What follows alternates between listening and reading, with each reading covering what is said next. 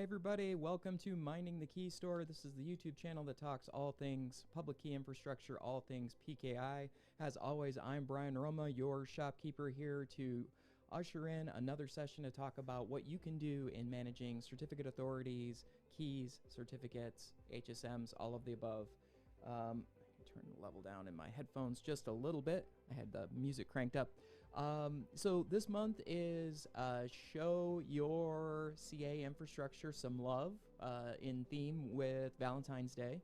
And by the way, happy Tuesday, 2/22/2022. I hope you're doing something special to celebrate the palindrome-ness of the day. But yeah, today we're going to continue in our series of showing your certificate authorities some love. And some things that you can do that will help you in the disaster recovery, business continuity arena and give you a little bit of peace of mind. Because often those of us that work in public key infrastructure, we wonder, what happens? What happens if our root certificate authority, I had a coworker who walked into, a former coworker that walked into another job opportunity environment where their root certificate authority was a physical machine. And somebody had done an inventory and they said, well, this looks like a really old computer, we should retire it. And they boxed it up and they sent it for recycling and they destroyed it and there was no root. So, what do we do if we have a problem? What kind of things can we do to give us a little more peace of mind? So let me look. Welcome everybody that's on the stream. It's great to see you following along. Love to hear in the comments what kinds of things you have been doing this month in the way of maintenance, care, and maintenance of your root certificate authority, your issuing certificate authorities, your HSMs. We talked about personal care, taking good care of ourselves, because if we don't take care of the humans that are running the equipment, eventually the equipment's going to break down because the humans are not at optimal state. So what have you done over the last couple of weeks to take better care of the CA infrastructure that you've got and or take better care of yourself? I'd love to hear in the comments below, and glad to have all of you here. So, and one more announcement. I am thrilled to announce that we have our training, one of our new training courses is put together enough that we have it's being announced and released to our annual subscribers. So we have a new certificates and keys training course that will be available for public consumption in the very near future. But those of you who are annual subscribers, we have an announcement coming out to you to be an early adopter and get a look at that product first.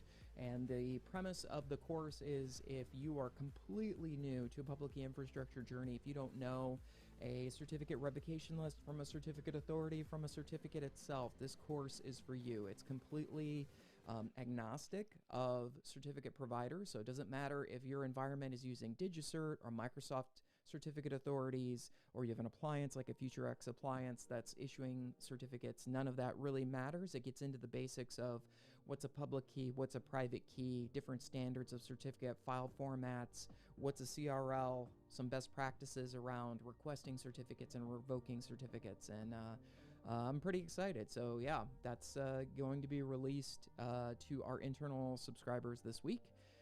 And then we'll be announcing a public offering in the very, very near future. So very excited about that. Okay.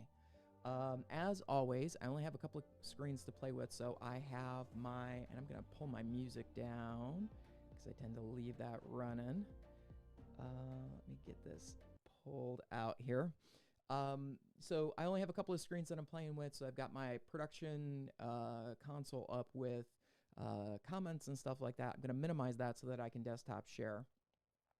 And then we're going to get into it.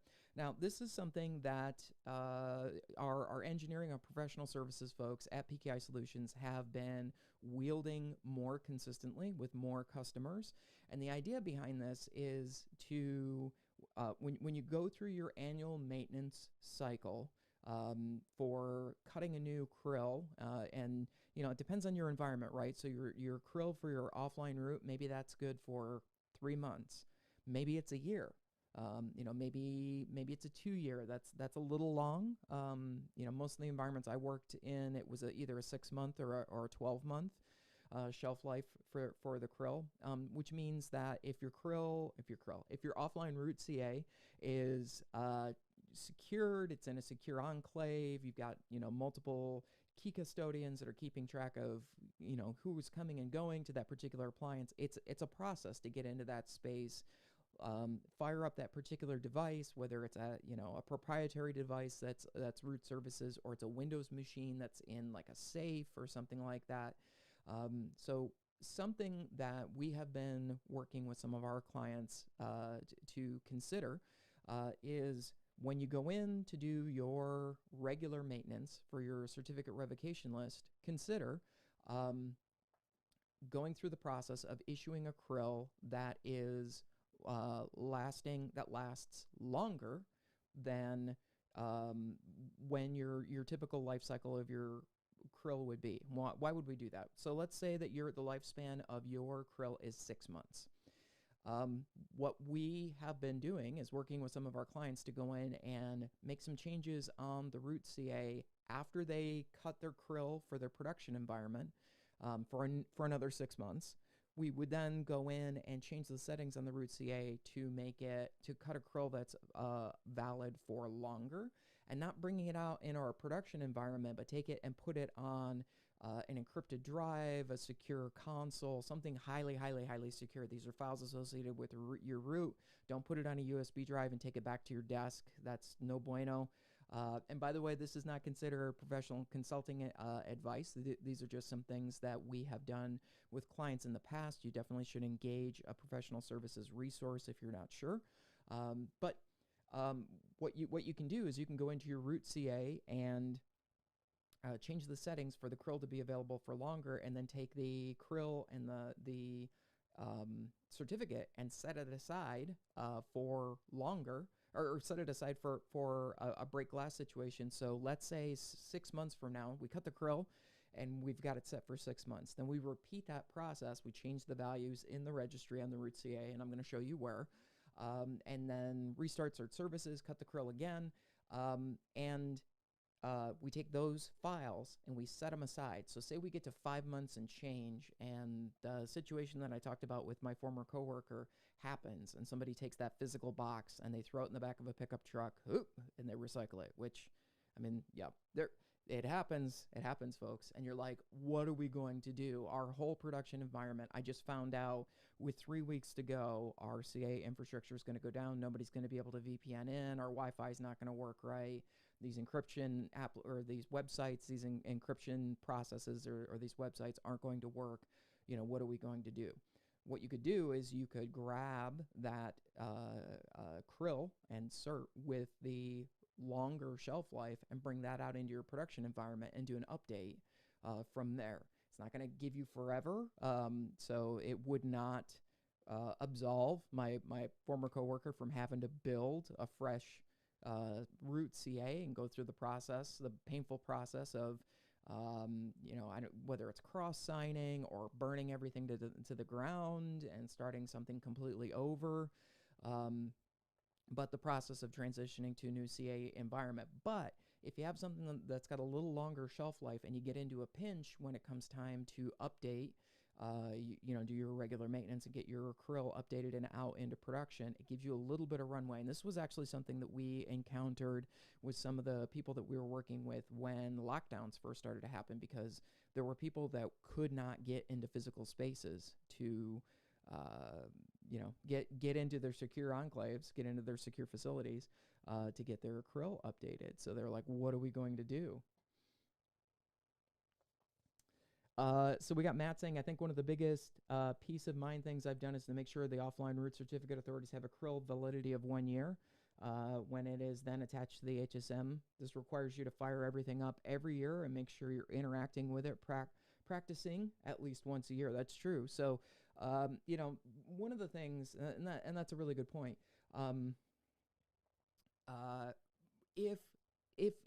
So it's hard, right? Because Active Directory certificate services, public infrastructure in general, is a critical piece of infrastructure. And if you don't have a lot of experience with it, and there's some pieces of it like N does that can be really finicky. So, you can run into some issues where you don't really want to mess with it. There's a lot of fear, uncertainty, and doubt that I've seen in corporate spaces when it comes to PKI and doing things with PKI. But you can fall too far, the other way where you build it and you never touch it again.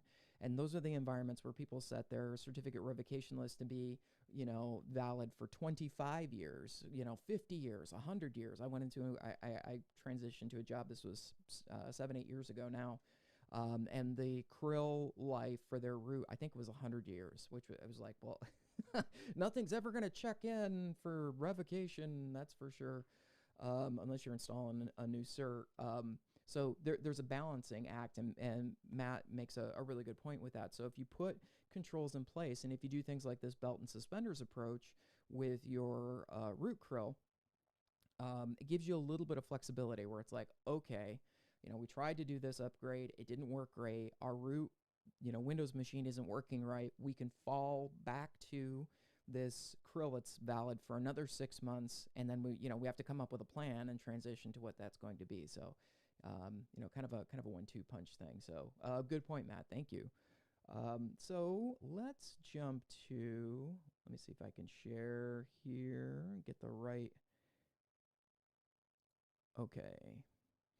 And so as you can see, I've rebuilt my Studio A machine. It's now running on Windows 11. I've got vMix installed and configured. I'm back to a place where I can stream and record. It's been an interesting week getting back to production shape in that regard.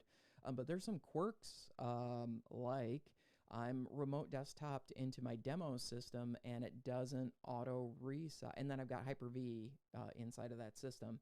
And the windows don't resize with the resolution. So actually, I usually take the remote desktop window. Let me open this. And then the Hyper-V window inside of it. And I usually try to shrink them around so that you can actually see everything in one window. And I was having a heck of a time with this before the countdown, which is why we got right down to 3 minutes. I was like, okay, we're going to go live. I'm just going to scroll back and forth. So bear with me as I do a little bit of scrolliness. Let's see where the edge of this is. That's going to work. Kind of, sort of. So if you're not familiar with it, the settings for certificate services, and a large number of these settings, you can edit right in the registry itself. There are other applications that, depending on who you talk to, and software development houses, they recommend not going into the registry and editing the registry directly. Certificate services, you can go right into this registry area and change values. Now, you need to be aware of the impact of making those changes. So again, I'm not saying just go in and flip things. Don't go to your issuing CA in your production environment and say, Brian says I could edit this, and start changing values without knowing the impact of that. Definitely know, what the ramifications are.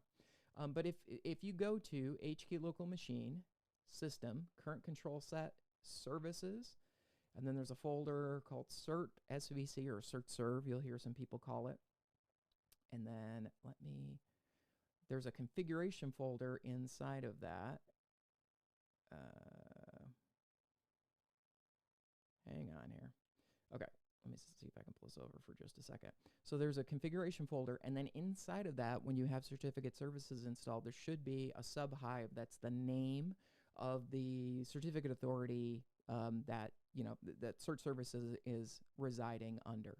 So if I just go to cert serve, I'm not going to see all of the values. You got to drill down into configuration, and then the container that's named after your particular CA. So this is my AutoLab Windows Server 2022 offline root CA.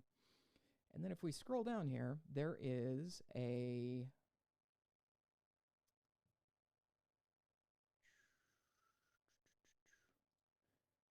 is it going to let me click? There we go. Just taking a hot minute. So there's a couple of values here. And this is my lab. Again, this is not production advice. In fact, you might want to evaluate this in your AutoLab deployment. But right here, 2 values that are of note. You've got CRL period, which is set to years, and we can you can make it days, you can make it months. And then the CRL period units, which in this particular case is set to 20. So if you wanted to change this, so I changed it from hexadecimal to decimal. If I wanted to make this, now I don't recommend doing this, okay? You can make it 50. Let's make it 25 years or 21 years. Let's make it 1 year longer than what it already is. You can change the value here. It's already set to years. So I'm changing it from 20 to 21 years. Oh, something. Let's get this. If you go to C, Windows, you want to see Windows System. Oh, you can't see. See Windows System 32, cert serve, cert enroll, and then you can see the certificate revocation lists and the certificate itself for the CA. You want to back these files. Now, there's a delta that's in here as well, and we can talk about whether and when and if you should set that up. By default, it gets turned on. Most environments don't need that's the one with the plus, but back up these files. And Windows 11 does not have a right-click context, but you can do the hotkeys. And I'm learning Windows 11 real time. And call this backup. I'm putting this on my desktop. I never ever recommend doing all the things you don't do, we should do. Okay. So once you back those up, you can change this value in the registry, hit OK. Now, when you change values in the registry for certificate services, they do not take effect right away. If we go to services.msc, or you can, the other way that you could do this, let's open up the Certification Authority, MMC. This is the other way that the pro services guys prefer to do it. You can go into the services itself and bring up cert services, which would be under Active Directory Certificate Services. You can see this here. In older versions of Windows, some of the pro services guys have seen quirks with editing, stopping and restarting services within the services console compared to doing it within cert services. So you're likely going to be okay, but more often than not, if you're on a support call, they may tell you to open up your Certification Authority, MMC. You go here, you can stop your cert services, start your cert services. Okay, now that you've stopped and started certificate services, the changes that you've made in the registry, and this would be any value, so like your CDP location, in this case, the length of the CRL, that then gets committed to certificate services. And then from here, if we right-click on Revoke Certificates, and we go to All Tasks and Publish, it's going to say, hey, let's, what kind of CRL do you want to publish? And I'm going to do a new CRL.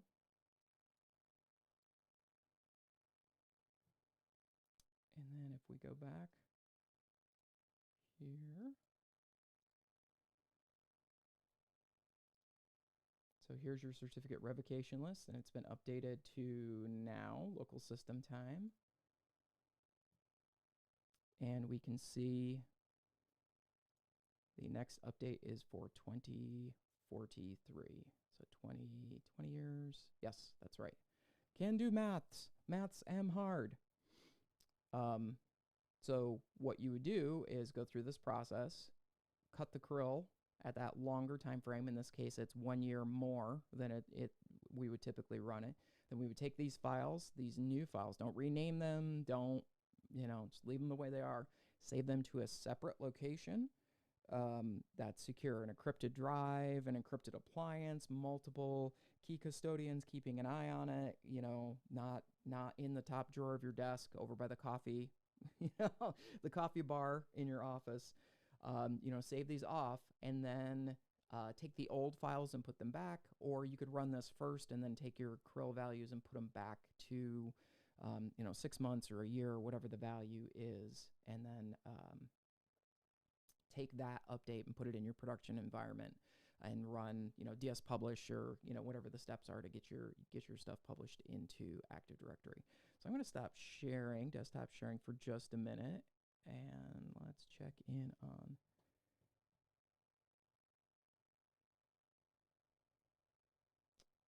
Let's see. Looks like people are hanging out. People are just hanging out, which is awesome. Yeah, peace of mind for sure. True story, Matt. So that we have seen multiple customers in our environment that have done that, and they basically go through 2 publishing sweeps of getting their CRL for their root CA ready to go, so that if there's an issue with the physical box or they can't get into that physical space, because many environments, there's a lot of environments that are moving to shorter and shorter time frames for validity period for certificates to start with. There's several organizations that are pressing for validity periods of no more than 2 years for issued certs.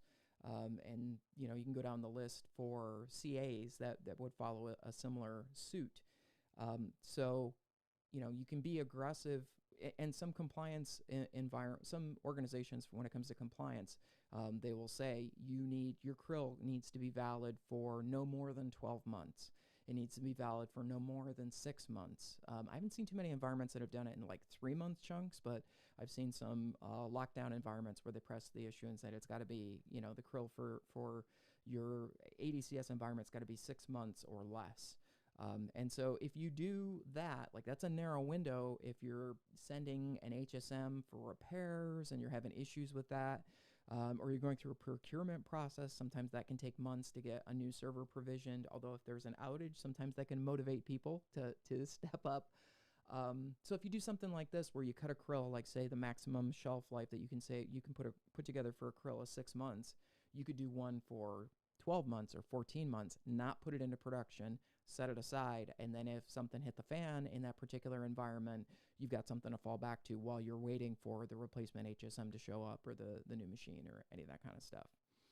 So tell me what you think. Are you already doing something like this? Have you cut a longer CRL and set it aside in case of emergency break glass? And if so, what are your thoughts on this? This was something that in one of my last adventures we did in the last 2 years. Yeah, I think it was the last 2 years. And it was awesome to know that, not only do we have the regular production cycle, but we've got another 6 months of leeway that we can take advantage of in case we have problems. So I'm super excited to be back and rocking and rolling. Windows 11 quirks aside, I'm kind of happy to start learning this as an OS. I'm kind of a glutton for punishment in that way.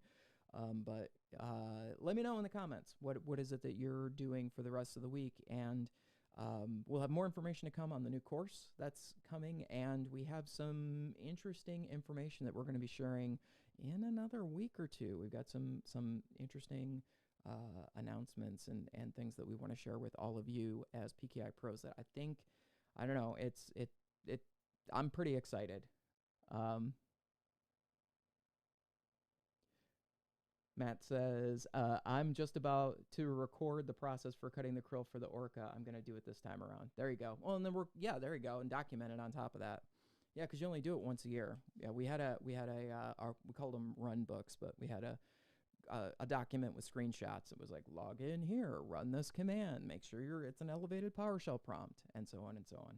So, all right, everybody. I'm excited to connect with you again next week. Great to have all of you on the stream. I hope you're taking good care of your ADCS infrastructure. I hope you're taking good care of yourselves. If you've got a few minutes, push away from your desks, take a few-minute walk, get a breath of fresh air. The folks around you will appreciate it. You'll appreciate it as well. It's good to see you. Take good care. Bye-bye.